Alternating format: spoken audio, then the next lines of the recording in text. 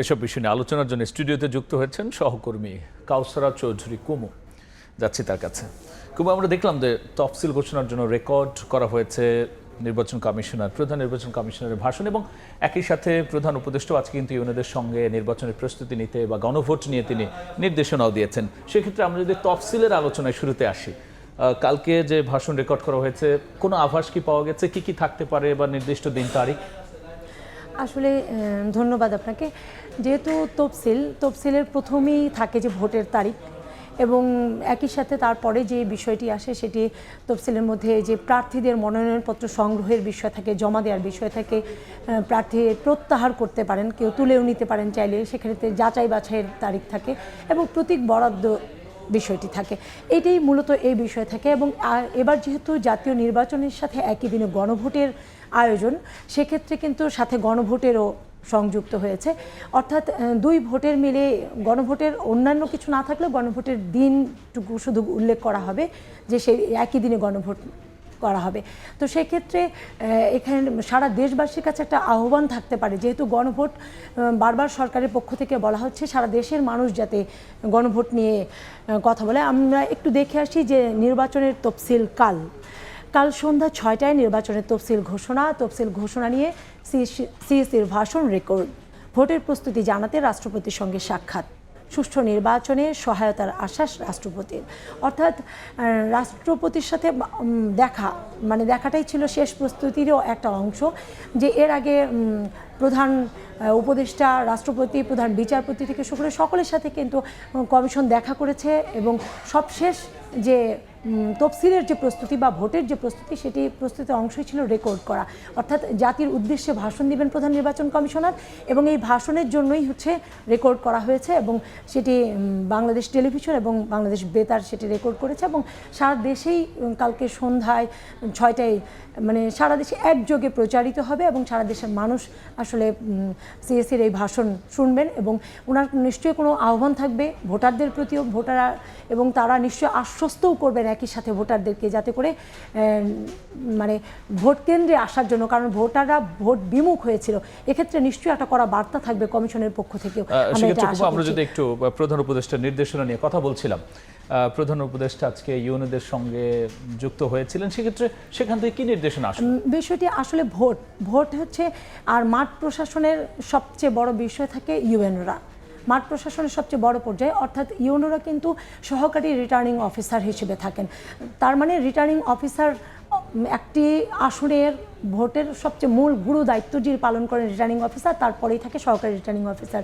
অর্থাৎ এই সহকারী রিটার্নিং অফিসারের ভূমিকায় থাকেন ইউএনওরা, প্রতিটা উপজেলার বা থানার যে ইউএনওরা থাকে। সেক্ষেত্রে তাদের বার্তাটাই কঠিন, কারণ অতীতে নানা রকম সমালোচনা হয়েছে প্রশাসন এবং আইন শৃঙ্খলা বাহিনীকে নিয়ে। সেক্ষেত্রে করা বার্তাটা মূলত উপদেষ্টা। আমরা একটু দেখে আসি যে কি বলেছে প্রধান উপদেষ্টা। আসলে নির্দেশনা দিয়েছেন মূলত ভোটে ইউএনওদের যথাযথ দায়িত্ব পালনের নির্দেশ, ওই যেটি বলছিলাম যে নির্দেশনা, তাদের দায়িত্বে যাতে অবহেলা না থাকে। কারণ এবার কিন্তু নিরপেক্ষ একটি সরকারের অধীনে ভোট হচ্ছে, সেই ক্ষেত্রে সরকারের পক্ষ থেকে কোনো চাপ থাকার সুযোগ নেই, যার কারণে যার দায়িত্ব যেন পালন করে প্রধান উপদেষ্টা এটি স্পষ্ট বার্তা দিয়েছেন মাঠ প্রশাসনকে। একই সাথে বলেছে যে গণভোট নিয়ে মানুষকে জানাতেই ইউএনওদের নির্দেশ। অর্থাৎ গণভোট, যেহেতু সারা দেশের মানুষ অবগত না গণভোটের বিষয়টি সম্পর্কে, কারণ সেখানে 4টি অপশন দেয়া থাকবে, এবং এই অপশনের বিপরীতে হানা ভোটের বিধান থাকবে।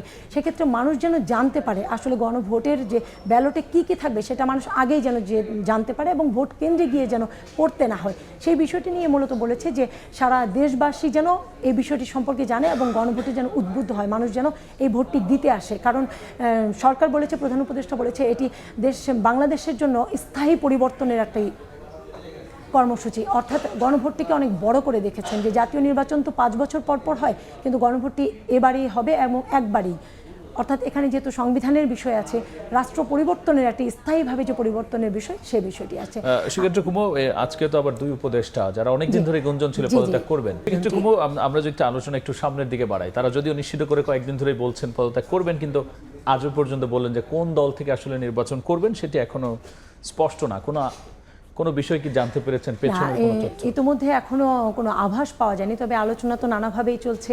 কেউ বলছেন যে বিএনপি থেকে অংশ নেবেন, কেউ বলছেন এনসিপি থেকে। যদিও তারা বিষয়টি এখনও খোলাসা করেনি, জনগণের সামনে অন্তত খোলাসা করেনি, তবে বলেছেন এটুকু যে ইতিমধ্যে কিছু অল্প সময়ের মধ্যেই হয়তো সেটি মানুষকে জানাবে তারা, এবং সামনে আসবে বিষয়টি যে কোন দল থেকে তারা। একটু যদি শুনি যে একটা মানুষ তো দুটোই দেখতে পাচ্ছে তাদের রোল, একটা হচ্ছে সরকারের অংশ ছিল, এখন সরকারের বাইরে, সেক্ষেত্রে মানুষের প্রতিক্রিয়া কেমন, যে কিভাবে নিচ্ছে তাদের আসলে? আসলে মানুষের প্রতিক্রিয়া, তারা তো শুরু থেকেই বলে আসছিল, এই গুঞ্জন কিন্তু শুরু থেকেই ছিল যে তারা নির্বাচন করবেন। তো মানুষের একটি ধারণা, যেহেতু তারা এনসিপির পক্ষ থেকে, সেই ক্ষেত্রে হয়তো এনসিপি থেকেই তারা করবেন, এটি সাধারণ মানুষের একটি প্রত্যাশা, যেহেতু তাদের নতুন দল এবং কিশোর, তারা ওই বয়সটাকেই তারা মনে করছেন যে নতুন দলের সদস্য হিসেবে তারা ওই দল থেকে হয়তো করবে, মানে ভোটের লড়াইটুকু করে যাবেন। এখানে বলা হচ্ছে যে 2 উপদেষ্টার পদত্যাগ, উপদেষ্টা আসিফ ও মাহফুজের পদত্যাগ ইসির তফসিল ঘোষণার পর কার্যকর হবে। কোন দল থেকে ভোটে অংশ নেবেন সিদ্ধান্ত হয়নি। বলছে একটু যদি দেখি যে ইসির তফসিল ঘোষণার পর কার্যকর হবে, অর্থাৎ এটি কিন্তু প্রার্থীর আচরণ বিধিমালাতেই স্পষ্ট আছে যে সরকারের পদে থেকে কেউ নির্বাচন করতে পারবে না। যেহেতু তারা সরকারের পদে বহাল ছিলেন, যার কারণে নির্বাচন করতে গেলে তাদেরকে পদত্যাগ করতে হবে। পদত্যাগ করলেই কেবলমাত্র তারা নির্বাচনে নিজেও প্রার্থী হতে পারবেন, অথবা কারো যদি পক্ষে প্রচারণা চালান সেই ক্ষেত্রে করতে পারবেন। কিন্তু যদি একটি পদে থাকেন, সরকারের পদে থাকেন, সেক্ষেত্রে অন্যের প্রচারণাটুকুও করতে পারবেন না, এইরকম কিন্তু বিধান আছে। যেহেতু বিধান আছে, তারা পদত্যাগ করেছেন, এবং আগামীকাল তফসিলের মধ্য দিয়ে হয়তো তাদের আরও বিষয়টি কার্যকর হয়ে যাবে বলে আমরা যতটুকু জানতে পেরেছি, এবং পরবর্তীতে হয়তো জানা যাবে যে তারা আসলে কোন দল থেকে ভোটে অংশ নিচ্ছেন। খুব অসংখ্য ধন্যবাদ আলোচনায় যুক্ত হওয়ার জন্য। ধন্যবাদ। তফসিল, গণভোট এবং নির্বাচন সংশ্লিষ্ট সরকারের নানা নির্দেশনা, উপদেষ্টাদের পদত্যাগ, এসব বিষয় নিয়ে আলোচনার জন্য স্টুডিওতে যুক্ত হয়েছিলেন সহকর্মী কাউসারা চৌধুরী কুমু।